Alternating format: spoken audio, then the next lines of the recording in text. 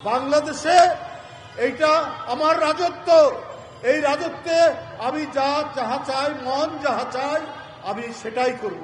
সেই রাজত্ব কায়েম করেছিলেন শেখ হাসিনা, কায়েম করেছিলেন বলেই আজকে তিনি জনগণের উত্তাল তরঙ্গের এমন প্রবল স্রোত তাকে ধাক্কা দিল, তিনি পালাতে বাধ্য হলেন বাংলাদেশ।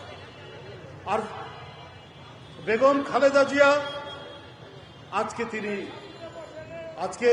আজকে তার এই মুমূর্ষ, এই রোগাক্রান্ত, এই অসুস্থতা তো ওই হাসিনার কারণে, কিন্তু জনগণের হৃদয় থেকে, জনগণের হৃদয় তন্ত্রী ছিঁড়ে যে ভালোবাসা, যে শ্রদ্ধা, যে আকুলতা, যে আবেগ দেশনেত্রীর জন্য আজকে সারা দেশে প্রকাশিত হচ্ছে।